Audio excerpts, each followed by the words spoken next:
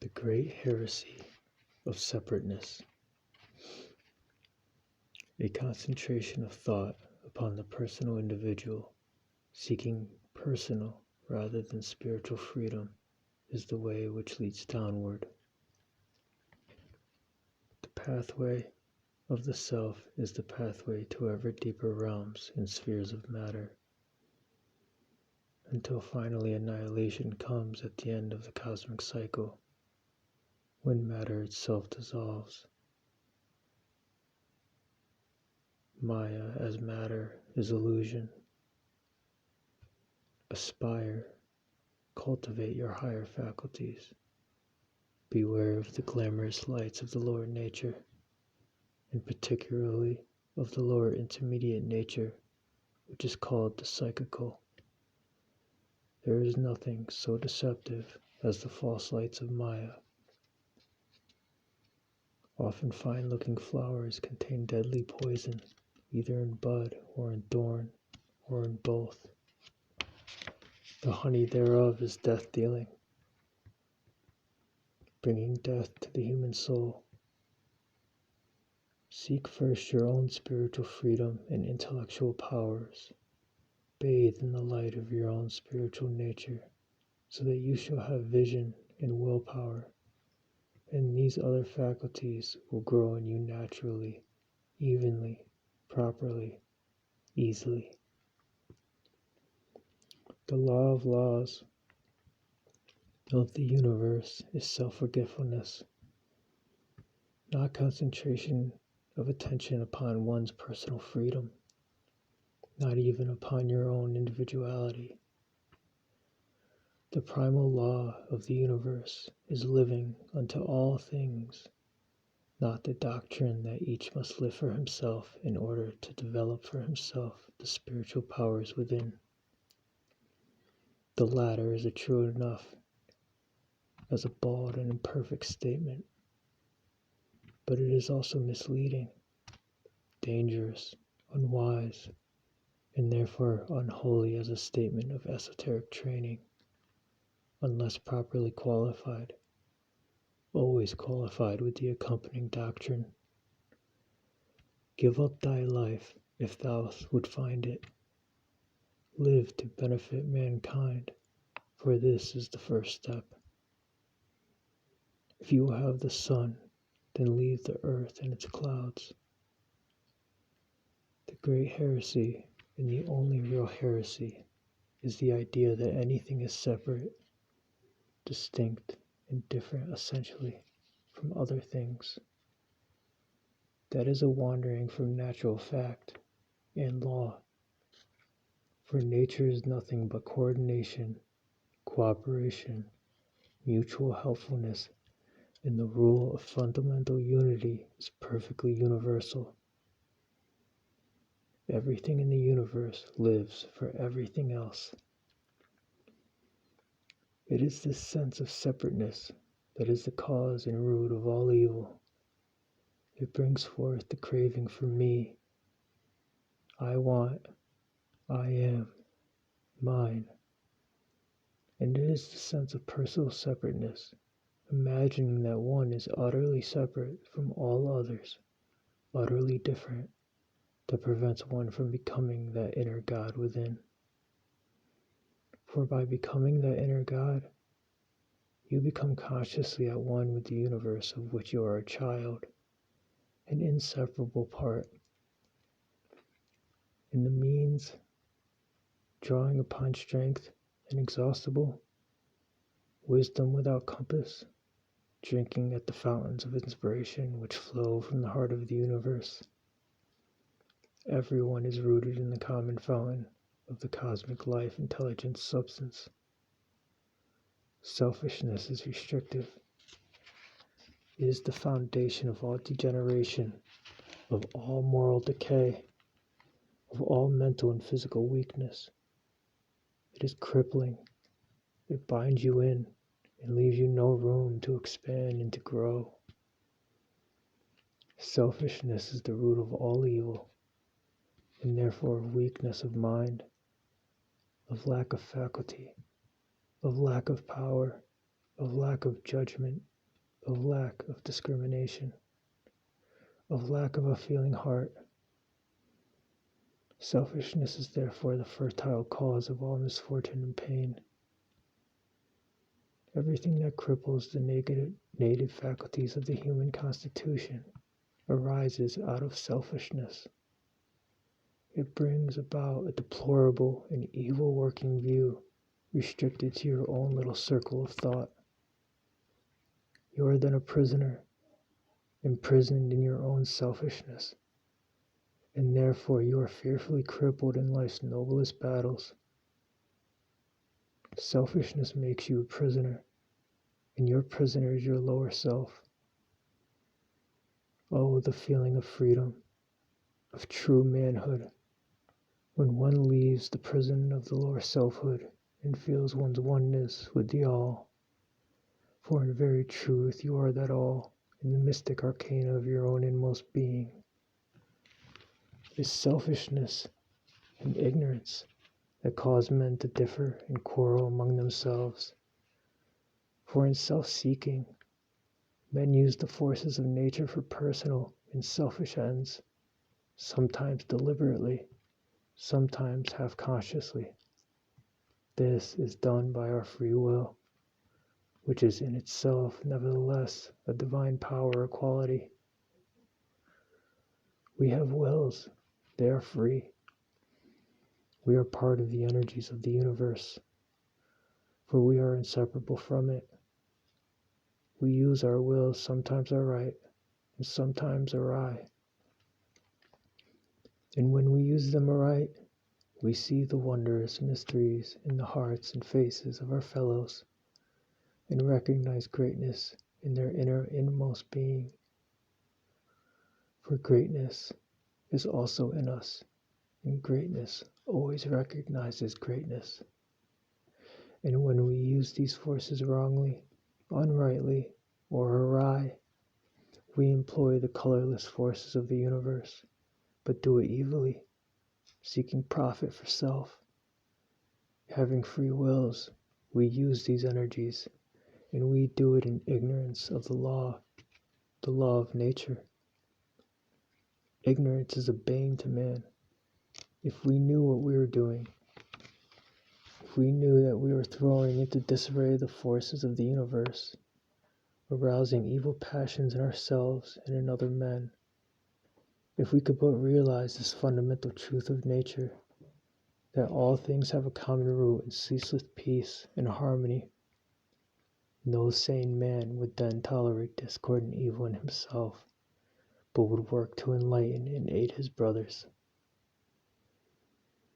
Ignorance is the greatest foe of man, and the fruits of ignorance are unhappiness, sorrow, pain, disease, and suffering. Selfishness is ignoble. It is also very unwise, because there is nothing like selfishness to cripple you and to mire your feet in the slough of the lower selfhood.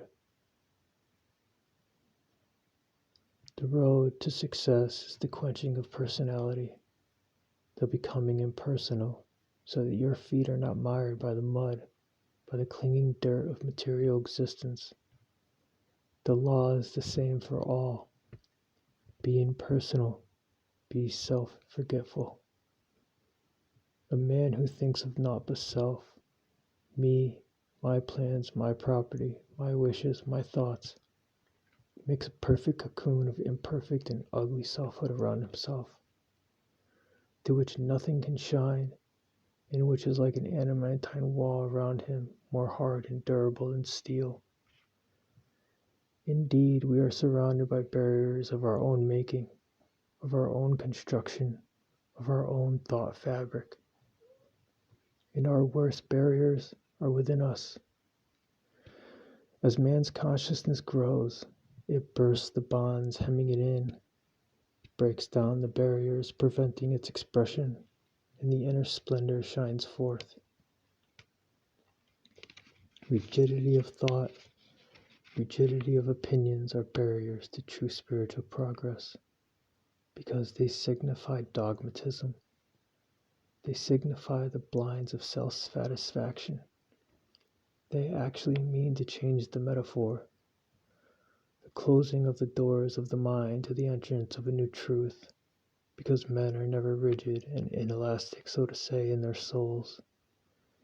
They are never rigid and inelastic in their minds, unless they are self-satisfied.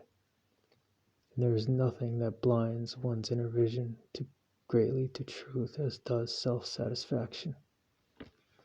Remember also that most human beings are self-satisfied for a little while, but not for long. On the contrary, an open mind, an eager intellect, the desire to have an unveiled spiritual perception, a readiness to receive truth and to give it to others from the full flowing sympathy of one's own heart. All these ensure true spiritual progress and are thus the entering signs of some advancement along the pathway of spiritual evolution. Avoid therefore rigidity. Let your mind be open. Let your intellect be eager to seize any new aspect of truth that may present itself to you. An unveiled spiritual perception is merely the loss of personality and opinions, in views, and of self-satisfaction. Seeing the impersonal, that is having an unveiled spiritual perception. The main thing that closes the doors against the entrance of light is the feeling that may be expressed in the words, I have all that I need to know. Egoism. This feeling arises out of pure egoism. The opposite of egoism is impersonal vision of spiritual truths, working in your soul and thus molding it to receive impersonal, universal impressions. Anything will aid you in your spiritual growth that will take you away from your animal self, that will cause you to forget your personal being and take you out into the great breath of nature and give you thoughts of compassionate, impersonal service. What comfort, what hope, what solace, what peace in forgetting oneself. Anything that takes you away from yourself with its small circle of personal limitations, of selfish ideas and idiosyncrasies, egoistic thoughts and emotions, into impersonal service, into tending something, mothering something if you like, in self-forgetful work for others, greatly helps you spiritually. Tending a tree, tending a flower, looking after the interest of some human being, busy with your book, with your writing, with your machine, with your tools, whatever it may be, anything that will cause you to forget the personal self helps you in spiritual growth. Self-forgetfulness. What reward comes to man or woman who does this? That is the secret of the call of the religions. It enables a man or a woman to forget the lower personal self, and you can achieve exactly the same results by giving full field to the spiritual powers within your breast in any kind of impersonal work. Sweet are the fruits of self-forgetfulness, the complete oblivion of your personality in something so beautiful and impersonal that human tongue cannot describe it. For self-forgetfulness, pity, compassion, and peace are the fruits of the cosmic harmony, which is the very heart of the universe. When you begin to realize this fact, then within your soul begins the growth of something which is indescribable, which cannot be expressed in words, but which is at once light and life and peace and wisdom and almighty love, impersonal, universal, so that everything that is, everywhere, has a fascination for you love it. And yet the whole exterior universe is but the garment or shadow of something invisible, of the inner life of which each human being, and indeed every entity, is an inseparable part. For all entities and things are rooted in this inner life, and therefore whatever any one of us may do reacts with corresponding force upon all other entities and things. Each one of us is his brother's keepers, being as we are inseparably bound together by unbreakable bonds of origin of destiny. Fundamentally, we are all one. Every son of man is the keeper of his brothers, and in the sense that he acts upon them, and their minds and hearts reacts against what he says to them. And his responsibility becomes consciously, self-consciously, the heavier, just in proportion as his own evolution is the more advanced. We make ourselves to be exactly what we are, and we are at the same time our brother's keepers, because each one of us is responsible for an aeonic chain of causation. There is law in this universe. Things are not ruled by chance, and a man cannot think or speak or act without affecting other beings to their weal or to their woe. Sow an act, and you will reap a habit. Sow a habit, and you will reap a destiny, because habits build character. This is the sequence: an act, a habit, a character, and a destiny. You are the creator of yourself. What you make yourself to be now, you will be in the future. What you are now is precisely what you have made yourself to be in the past. What you sow, you shall reap. If you sow for yourself for purely selfish ends only, you will reap accordingly. The man who has such small love for the intrinsic beauty of right action as to say to himself, I am going to be good merely in order that I shall get something, a better fortune, a better future, a better body, has his good sowing already spoiled with a whole handful of tares, his selfish desire. There is nothing so belittling as personality. Nothing will so diminish your soul and its strength as concentration on your own selfish personal affairs and a forgetting of the welfare of others. The man who thinks of others before himself is already great. The man who gives up his life that others may live is already great. The man who forgets himself in impersonal service to humanity is the greatest of all. And such a man reaps a destiny, because he has builded a corresponding character which is godlike. Nature demands of all human beings cooperation, brotherhood, kindly feeling, love, self-forgetfulness, working for others. The selfish man or woman always sooner or later goes to the wall. The wicked may flourish like the green bay tree for a little while, but not for long. Selfishness is shriveling. It means cold. It means the opposite of the expansive one power of love.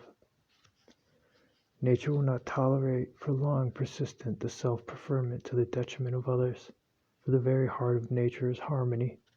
The very fabric and structure of the universe is coordination and cooperation, spiritual union. And the human being who seeks self-preferment unremittingly, without surcease, ends in the far distant country of the mystic West, the land of forgotten hopes, the land of spiritual decay. For nature will have none of him for long. He has set his puny, undeveloped will against the mighty currents of the cosmos, and sooner or later he is washed onto the sandbank of the river of life, where he decays. Nature will not tolerate persistent and inveterate selfishness. Look at a tree. Look at our bodies. Each is built up of a host of minor things, of minor entities, all working together and composing one thing, in which they all live and move and have their being, and therein they partake of the common life. When a man acts harmoniously, he acts in accordance with the universal scheme and law, in harmony in consciousness and thought, and therefore in action is what men understand by the term ethics. Ethics are not a convention. Morals are not a convention. They are rooted in the harmony, in the central laws of being. They are based on the very structural harmony of the universe. This instinct of ethics thus springs from within your inner constitution. It comes forth from your spiritual being, recognizing harmony, order, the stateliness and majesty of beauty, beauty in thought, beauty in aspiration and in feeling, beauty in action. Knowledge is of loving deeds the child. This is one of the sublimest truths of the mysteries, of the higher mysteries. You cannot have knowledge unless your heart is filled with love and overflowing with it. And knowledge comes from the exercise of the spiritual powers within you. This exercise is most easily achieved in doing deeds of loving kindness, in feeling and practicing brotherhood, in helping and sharing with others, in helping others and sharing with them the blessings that you have. How noble it is, how grand it is for men to feel their common kinship with each other, to feel almighty love stirring in the heart, to sense the feeling of our common brotherhood, and to live to benefit mankind.